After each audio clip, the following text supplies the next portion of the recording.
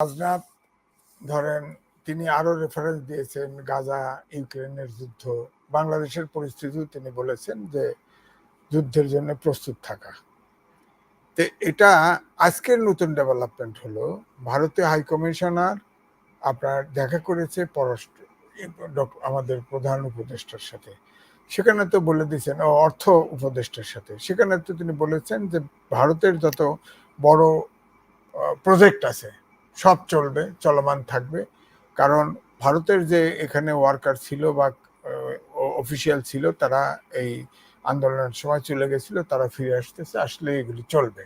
এবং এলওসি যে আমাদের যে ক্রেডিট লোন প্রায় $450 কোটি বা $470 কোটি, এর ভিতরে প্রায় $200 কোটি ইনভেস্ট করেছিল, বাকিটাও তারা দিবে বলেছে।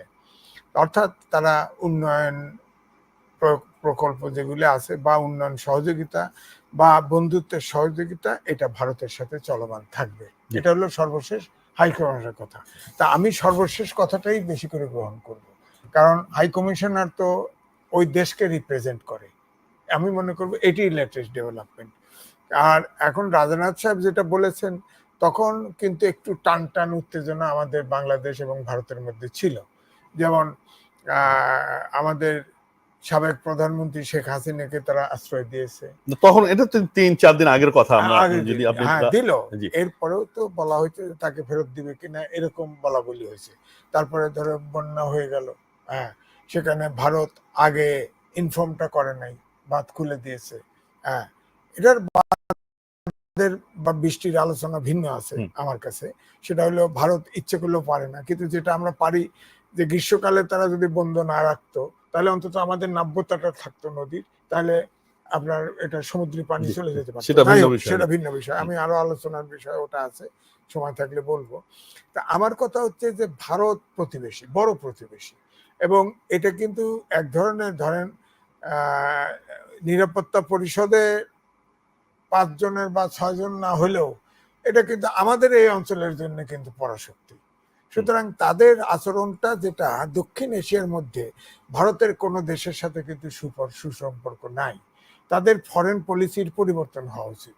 কারণ সবসময় বন্ধু না মানলেও ঠিক আছে, বড় দেশ বড় ভ্রাতা থাকলেও অন্তত পক্ষে যে দুই দেশের মধ্যে যে দেনা পাওনার সম্পর্ক, অর্থাৎ যেটা, সেটা অন্তত পক্ষে ভাই ভাই সম্পর্কের মতো হয়। আজ ভাই আমরা কি হওয়া উচিত সেটা আসবো, আমরা সম্ভাবনা জায়গাটি বলবো। কিন্তু আমি একটু জানতে চাচ্ছি যে রাজনাথ তিনি যে বক্তব্যটা দিলেন এবং যে পরিষদে বক্তব্যটা দিলেন, এটির পরে বাংলাদেশের এক ধরনের প্রতিক্রিয়া আমরা দেখেছি, যে বাংলাদেশের ধরনের প্রতিক্রিয়া ব্যক্ত করেছে। কিন্তু এই যে যুদ্ধ মোকাবেলা করার জন্য প্রস্তুত রাখা, মানে এটিকে আসলে এই ভাষাটিকে আপনি কিভাবে দেখছেন, কেনই বা তারা এই কথা বললো বা সর্বোচ্চ পর্যায় থেকে কথা বললো? এই জন্যই ভারতের সাথে সম্পর্ক এই দক্ষিণ এশিয়ার কোন দেশের নাই, এই কথাটা বলা তার উচিত হয় নাই। মানে নিঃসন্দেহে তো তারা উচিত হয়নি, কিন্তু তারা কেন বললে বলে আপনি মনে করেন যে সর্বোচ্চ? হয়তো আমাদেরকে এই যে বিভিন্ন বলছে না যে আমাদের দেশের ব্যাপারে ইন্টারফেয়ার করলে আমরা 7 সিস্টারও আমরা তাদের স্বার্থ ব্যাঘাত ঘটতে পারে, এরকম তো আমাদের প্রধান উপদেষ্টা বলেছে। আমি বলছি যে টানাপোড়েন তো একটু চলছিল, এটা সেটেল করতে তো একটু সময় লাগবে। মাঝখানে যে এটা বললো আমরা ছোট দেশ, আমরা তো ভারতের সাথে যুদ্ধ করতে, এটি কি এক ধরনের কূটনৈতিক কৌশলী বক্তব্য বলে আপনি মনে করেন? কৌশলী না, আমাদেরকে ভয় দেখাইছে, সোজা কথা। কিন্তু ওনার জানা উচিত যে এখন কিন্তু গ্লোবালাইজেশনের যুগে ছোট দেশও কিন্তু একা না। উনি যদি বাংলাদেশে আক্রমণ করে বড় শক্তি হয়ে, পাশে কিন্তু আরো বড় শক্তি আছে, তারা কিন্তু আবার বাংলাদেশের পক্ষে দাঁড়াবে, এগুলো হিসাব করতে হবে। সুতরাং বাংলাদেশ অত ভয় পেলেও তো চলবে না, রক্ত দিয়ে দেশ স্বাধীন হয়েছে, কারণ বড় দেশ বলে আক্রমণ করবে, আমরা কি একা হয়ে যাব? একা হব না। সুতরাং এইটার জায়গার থেকে সবাইকে সরে আসা উচিত। যেমন হাই কমিশনার যেটা ভারতের বললো, এই লাইনেই চলা উচিত। হ্যাঁ, শেখ হাসিনাকে তারা আশ্রয় দিয়েছে, আপনার ডিপ্লোম্যাটিক পাসপোর্ট বাতিল করার পরেও তাকে কি বাংলাদেশ প্রশ্ন তুলেছে যে কোন স্ট্যাটাসে রাখা হয়েছে, তাও তো বলছে না। এটা তো বন্ধু দেশের লক্ষণ না, গোপন করে রাখবে কেন? তারা বলতে পারে না? তিনি তো আনঅথরাইজ, এখন কিভাবে রাখছে সে? বলুক পলিটিক্যাল অ্যাসাইনমেন্ট দিয়েছি, বলুক যে না আমাদের বন্ধু দেশ, এত চুক্তি হয়েছে, এত কিছু দিয়ে ফেলছে, তোমাদের বিশ্বাস করি না, ও আমাদের বিশ্বস্ত, আমরা তাকে সেভ করব, ইত্যাদি ইত্যাদি বলুক। একটা বন্ধু দেশ হলে তো পরিষ্কার করে বলতেছে না তো, এখানেই তো সংশয় সন্দেহ হবে। এখন ধরেন ধরেন শেখ হাসিনার যদি বাংলাদেশে বিচার তো হবে, শুরু হবে, তখন তো বাংলাদেশ চাইবে তাকে ফেরত। যদি না দেয় তখনই তো অবশ্যই আমাদের টান টান উত্তেজনা আর তৈরি হবে এই কারণেই যে আমাদের সাথে ভারতের আপনার বন্দি বিনিময় চুক্তি আছে। আমরা অনেক এই 7 সিস্টারের অনুপ চেটিয়া সহ অনেককে ফেরত দিয়েছি, আমরাও কিন্তু এনেছি, এমনকি বঙ্গবন্ধুর খুনিকেও কিন্তু আমরা এনেছি। হ্যাঁ, তো সুতরাং বিনিময় তো হয়েছে। তো এখন যদি ধরেন মামলা নেই, মামলা শেখ হাসিনার বিরুদ্ধে অনেক মামলা হয়ে গেছে, আর এর ভিতরে যদি চার্জশিট হয়, তারপর তো হিয়ারিং এর জন্য ডাকবে, যদি না দেয় হ্যাঁ, তাহলে তো সরকার তো আনতে চেষ্টা করবে। তুমি আমাদের এখান থেকে লোক নিছো, তোমার লোক ওখান থেকে দিবে, মামলা হয়েছে, বিচার হতে হবে। এখন যদি বলেন যে না এটা দিবে না, আন্তর্জাতিক আদালতে বিচার করুন, এখন আন্তর্জাতিক আদালতেও তো ভারতের সাথে কোনো চুক্তি নাই, ভারত তো নাও দিতে পারে, বিচার তো হবে। তা ইন অ্যাবসেন্সিয়া বিচার হবে, বাংলাদেশ করবে কেন? আনঅথরাইজ বাংলাদেশ রাখবে, আর এখান থেকে তার অনুপস্থিতিতে বিচার কেন বাংলাদেশ করবে? কিন্তু আসলে ঠিক আছে, সেটা দু দেশের সম্পর্কের ক্ষেত্রে আসলে কি হবে সেটা নির্ধারিত হবে।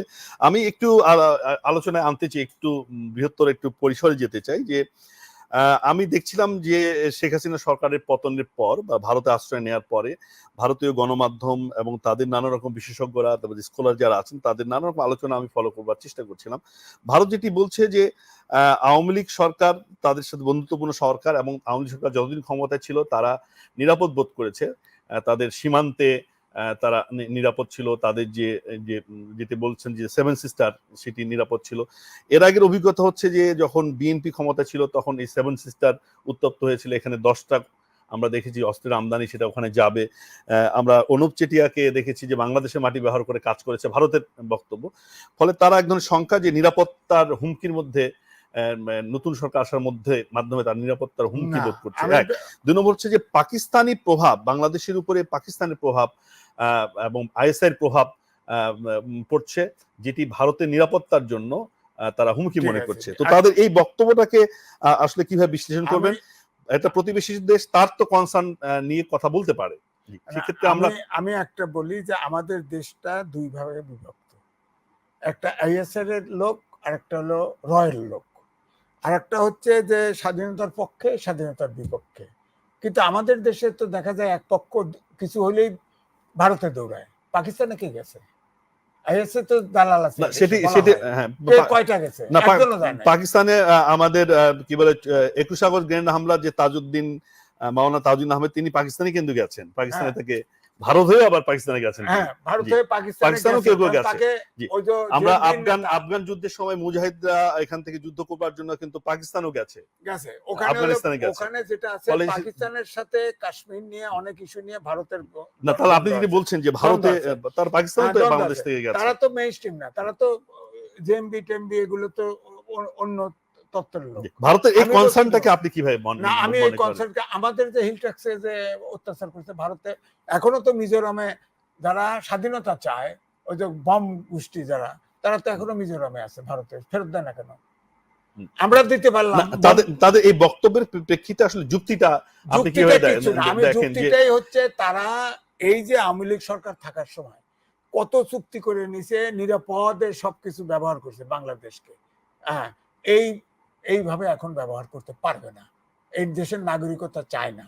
ভারত বড় শক্তি, আমরা ধরেন এক্সপোর্ট ইম্পোর্টে আমাদের ধরেন ব্যবসা বাণিজ্যে গ্যাপ আছে, এটা হয়তো থাকবে, কারণ বড় দেশ, তাদের ওখান থেকে অনেক জিনিস আসবে বেশি, আমাদের এখান থেকে যাবে কম, আমাদের এক্সপোর্ট ক্যাপাসিটি কম থাকবে, সেটা থাকবে।